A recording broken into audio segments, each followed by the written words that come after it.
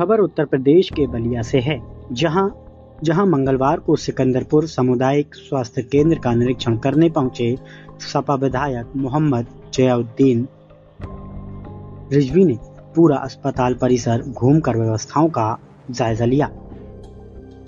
इस दौरान एसडीएम सुनील कुमार भी मौजूद रहे। संयुक्त रूप से की गई निरीक्षण में मिली कमियों को दूर करने का स्पष्ट निर्देश दिया गया। आपको बता दें कि कुछ दिनों में फार्मासिस्ट व डॉक्टर के बीच चल रही अनबन को लेकर अस्पताल में मरीज को परेशानियों का सामना करना पड़ रहा था, जिसको लेकर आज सपा विधायक मोहम्मद जयाउद्दीन रिजवी व एसडीएम सुनील कुमार ने दोनों पक्षों को सुना, आपस में तालमेल बनाकर रहने का निर्देश दिया। फिर क्या था, कैमरे के सामने ही जब विधायक ने फार्मासिस्ट वीरेंद्र यादव से पूछा कि आपके यहाँ सभी दवाइयाँ उपलब्ध रहती हैं, फार्मासिस्ट ने कहा कि जी हाँ, मेरे पास दवाइयाँ उपलब्ध हैं, लेकिन यहाँ के डॉक्टर बाहर की दवाइयाँ लिख देते हैं। इतना बोलते ही वहाँ हड़कंप मच गया।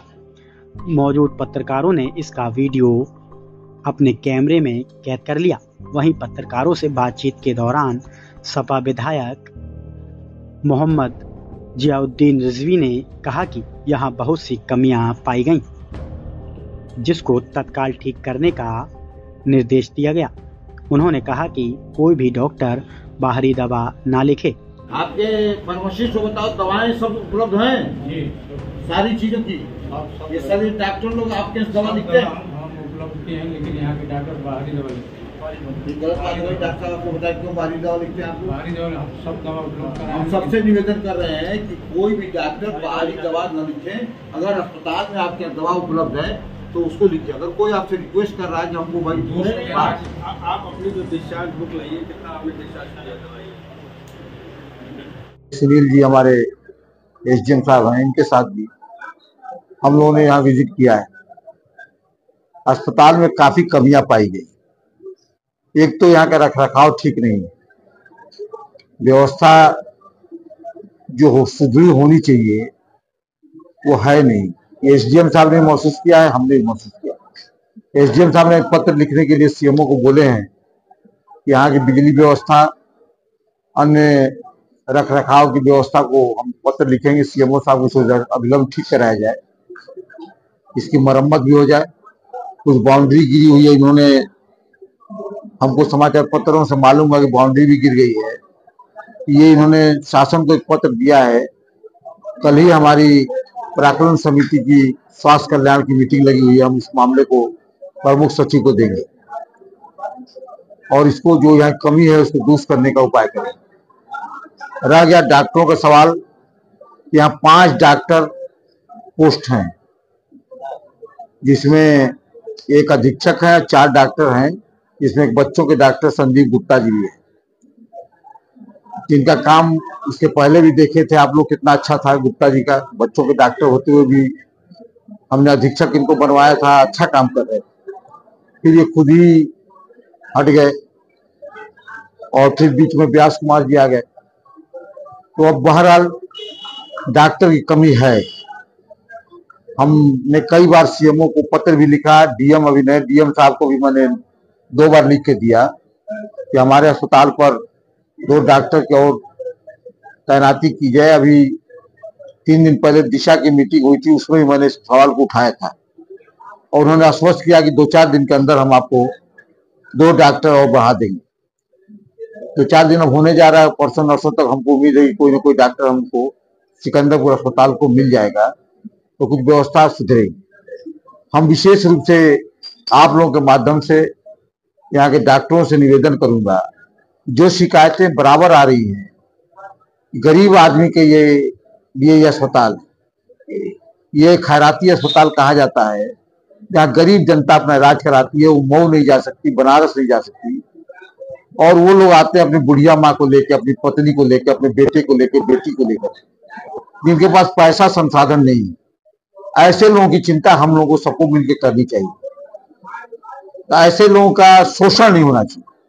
कम से कम दवाएं लिखें और जो दवा हमारे हॉस्पिटल में मौजूद है उसको ही दिलवाया जाए। और बहुत से यहाँ दलाल घूमते हैं। हम शुरू से दलाली प्रथा के विरोधी रहा हूं।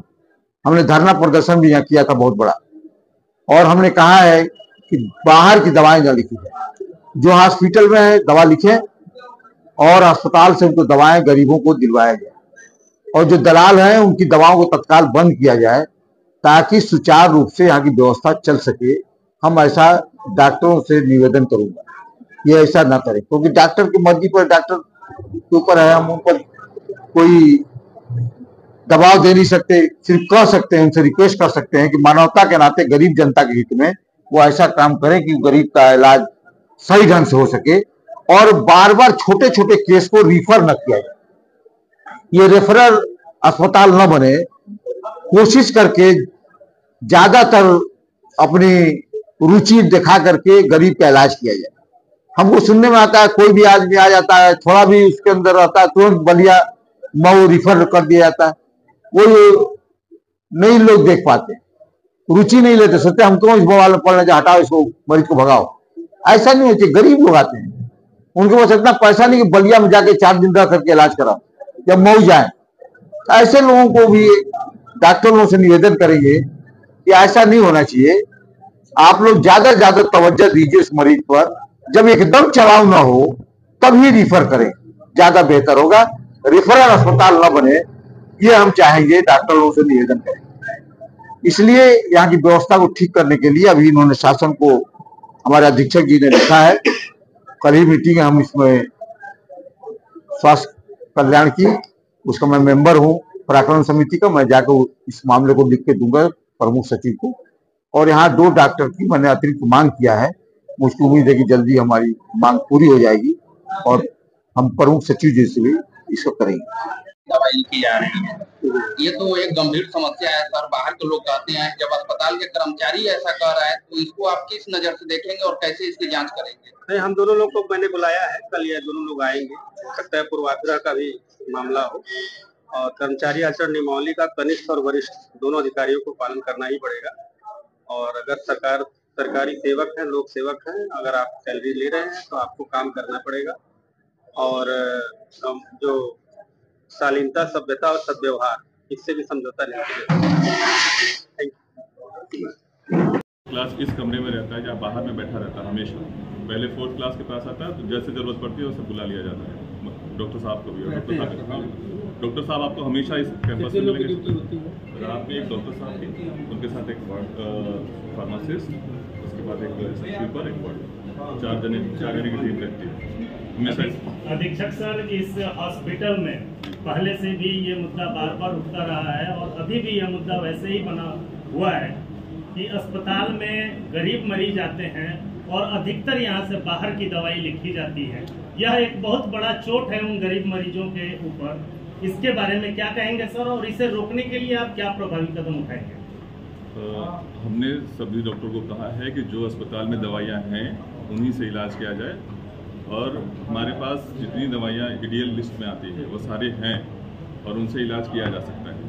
हाँ, इमरजेंसी में कभी कभी ऐसा होता है, क्योंकि हमारे पास फार्मासिस्ट सिर्फ 2 हैं, तो हर एक ड्यूटी में हम फार्मासिस्ट नहीं लगा पाते, तो कभी कभी ऐसा होता है कि कुछ दवाइयाँ बाहर से लिखी जाती हैं, लेकिन वो कभी रेयरली केस होता है। अधिकतर दवाइयाँ हमारे पास हैं, और दोनों की, दिन वाली ड्यूटी की और रात वाली ड्यूटी की, दोनों अलग अलग अलमारी बना दी गई है। दोनों में सारी दवाइयाँ रहती है, जो इमरजेंसी की दवाइयाँ हैं वो रहती है हमेशा 24 घंटे। आपके डॉक्टर साहब का जो बोर्ड लगा है, डॉक्टरों का बोर्ड लगा है, ड्यूटी चार्ट, उस पर शिमो साहब का नंबर अंकित नहीं है। तो जो ड्यूटी में रहते हैं तो डॉक्टर का नाम और नंबर नहीं होता है, क्यों? ये हमारी तरफ से गलती है, मैं इसे ठीक करा कब तक ठीक हो जाएगा? जल्दी ठीक करा लूँगा। आरकेएस का पैसा आया है, नहीं, आरकेएस का पैसा जैसा था हम करवा देते हैं।